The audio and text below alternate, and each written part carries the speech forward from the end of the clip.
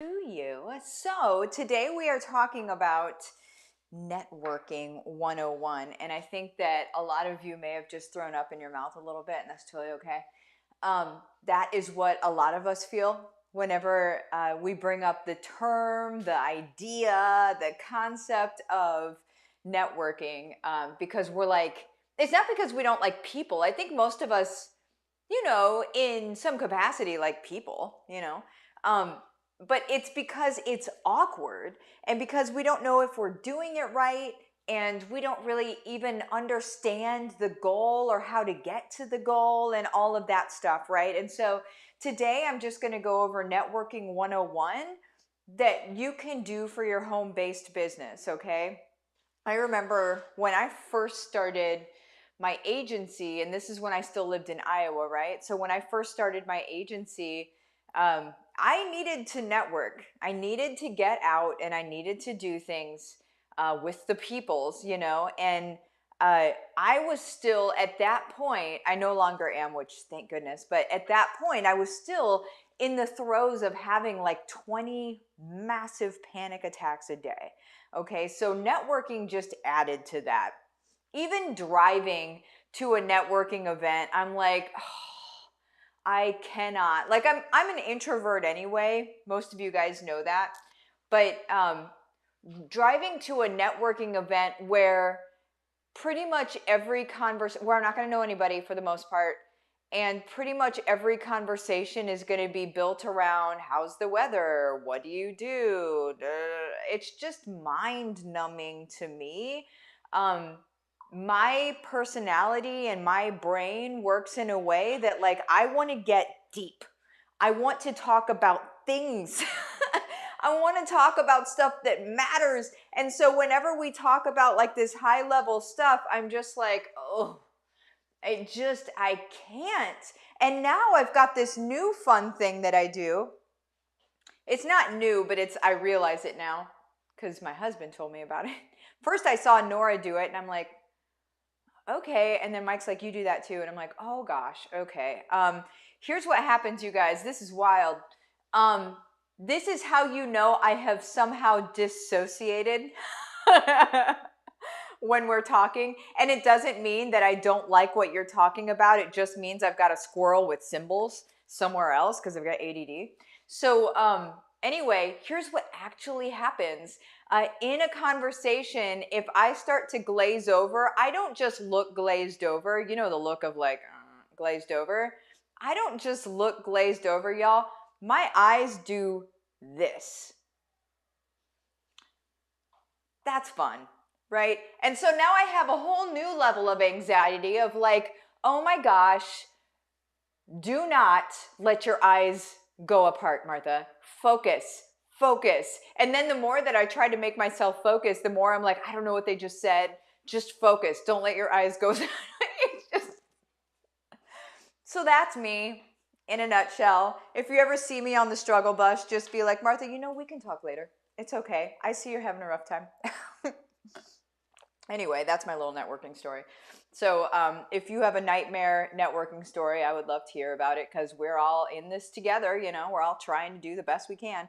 So let me help you make it okay. From the girl who has had trauma around it, let me show you how to make it okay. All right. So whenever we're networking, so like networking 101 for a home-based business, right? If you're like, why does she keep throwing her hair around? It's because I don't want it to hit my mic. ADD, sorry. There we go. Anyway, so the way that we make it okay, you guys, is we focus first on who we're serving, right? So if you haven't watched the last couple of days' videos, make sure that you watch those videos. But we focus on who we're serving. And then what we do is we attend events that also help serve that person. Does that make sense? And then we make the goal of our event, we make the goal of that event, we make that we meet one or two people that can, and here's the sentence, okay? That can help us help our people. So when you're wanting to network, you're truly coming from a place of service and love, right? Because that's what we do here. You're going in, and it doesn't mean, sometimes people go in with a clipboard and they're like, okay, I need to meet 40 people, and with those 40 people, I'm going to do da da da da da da da da. As I talked about the other day, that is still a scattershot approach. When you're making 40 relationships with people, those are not deep, good relationships or valuable, okay?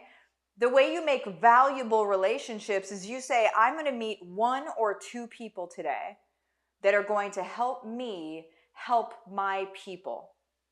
What that does is it puts you in a position of how can I help you, instead of what can you do for me? If you go into a networking event, and this doesn't matter if it's in person or if it's online, doesn't matter. Most people come into those rooms with, how can you help me? We need to switch it. We need it to be, how can I help you? I've actually, in asking those questions to people before, I've actually gotten deer in the headlights, like they're not used to that question. Right? They're not used to that question. They're used to, okay, well, how can we work together? No, like, how can I help you? How can I help you do what you're doing? And you might be watching this and you might be like, well, I don't have a big audience and I don't have this and I don't have that, whatever. It doesn't matter. I'm not saying how can you help them from an influencer standpoint if you're not an influencer yet. If you're not if you don't feel yourself to be a big influencer. You're an influencer, by the way, you just don't realize it. But you need to take ownership of that. That's another video for another day. But we need to come into it knowing our skill sets, knowing how we can help people. So our video from yesterday, here's how I plan on helping people. Well, then now you partner up with people alongside you. They run parallel to you. Here's what I mean by that, is they help your people in a way that you don't help those people, okay? So,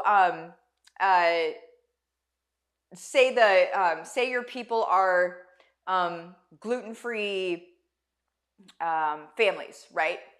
Well, and then you meet somebody who's an amazing gluten-free baker, and baking isn't really your thing. Your thing is more organization and getting the things in line and sort of like the scientific method behind all of it. But you're not like a baker and you don't love baking, right? Maybe you do it, but you don't love it. And so then you team up with somebody who loves baking. Well, they're going to be able to inject into your community things that you can't inject into your community. And you're going to be able to inject into their community things they cannot inject into their community, but they want for their people. And a lot of times people don't know what they want. They don't know what they don't know, right? And so they, before they even met you, just stay with me on the storyline, okay? Before they met you, they didn't even realize how cool it would be for you to come in and teach X, Y, and Z that they don't want to teach. It doesn't trip their trigger. They don't love it anyway, but they love it for their people, but they had no idea about it until they met you. That's the kind of thing that we do here. That's the kind of networking. So that's how you really explode a business in one way. So there's many different ways, right? But that's one way to really explode your business and what you're doing and your mission and how you're serving. It's your way to be able to explode that in a grassroots style. Okay? That means that somebody just met you and they followed you, or they just heard about you and they followed you. That's grassroots, right? And so working into other people's communities, not in a predator way, right? I know people that show up into like networking groups, masterminds, blah, blah, blah. I just saw a mastermind that I'm in the other day say like, hey, please stop doing X, Y, and Z, which was predator activity. And I'm like, first of all, yes, I agree. Second, yuck, right? Second, ew. Don't you be the person that goes in and tries to sell your stuff into their communities. You serve. And don't come into events thinking, how can I sell something here? How can I sell something? Guys, that's a predator mindset, and it's so gross, and everybody can smell it from a mile away. The first sentence you say to me, I can tell if you're a predator or not. I can tell if you're just in it for $1. I can tell, I can tell, I can tell. And I'm not the only one. We're all programmed to be able to protect ourselves from predators, guys. We are. And so we can still tell when a predator is at our doorstep, okay? So that's that. Be mindful that you're not thirsty and coming across as a predator, because you can't fix that. If people believe that you're a predator on their first association with you, you can't turn that around. And that's probably going to go out tenfold. So be very, very, very careful. And I see it every day. I see it all the time. I see low-level predators. I see high-level predators. I see it all the time. And sometimes, unfortunately, I think it's people trying to just grow their business like a normal person.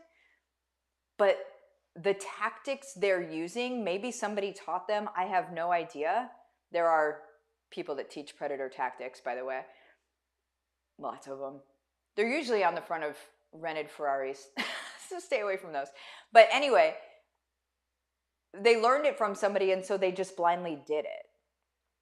Maybe against their own gut, against their own intuition, against their own,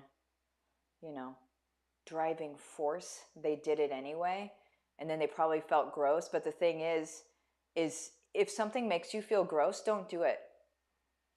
You don't have to feel gross to grow your business. You don't. You can actually feel in service. You can feel like you show up in love. You can give like crazy. You do not need to do those crazy tactics. I'm going to let you in on a little secret. Even those people on rented Ferraris teaching those predator tactics, they're not successful either. So stop doing that, right? You're kind of selling your soul to do something that doesn't even work. That's scary. Okay. So anywho, let's see here. So those are like the in-person and the virtual networking events. Again, what I would look for, you guys, because this is very just 101, right? What I would look for, you guys, is I would look for events virtual or in person, right? That have to do with, like, your people will be there, and that the person that's running it or other people that will be there are people that you can come into, that will be good to come alongside and serve with. I call them super friends. You serve alongside these people, right? You link arms and you serve alongside these people. And so those are the type of events to go to. And again, don't come in thirsty. Come in saying, hey, and if you're the praying type, which I absolutely am all day long, I pray for God to illuminate the people in front of me. I say like, hey, God, I'm about to walk in this door. Make these people so I can't not see them.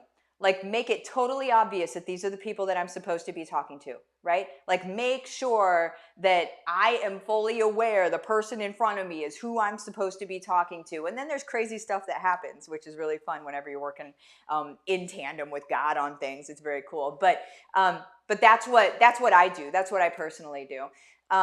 And just come in saying, hey, just one or two people.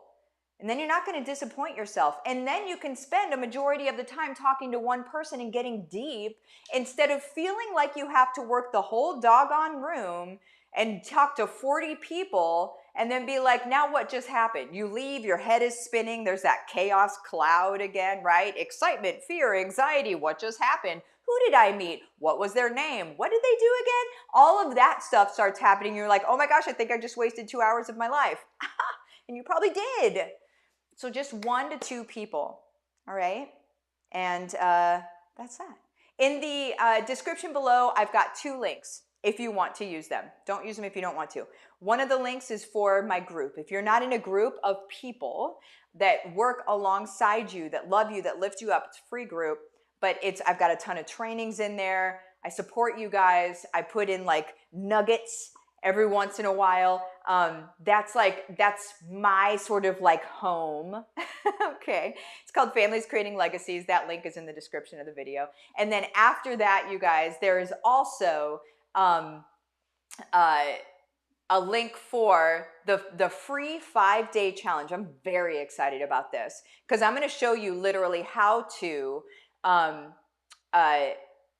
set up your first income stream, your first profitable income stream. You should be profitable by the end of the 5 days. That link is in the description below as well.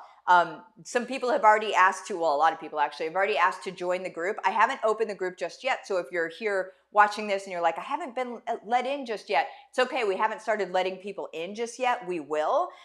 It starts December 4th. But make sure that you click on the link now because we know what happens whenever you put things off. You forget about it, blah, blah, blah. Let me walk you through. My entire week is devoted to this. Let me walk you through setting up your first income stream and making it profitable, period. Love you guys. See you later. Adios.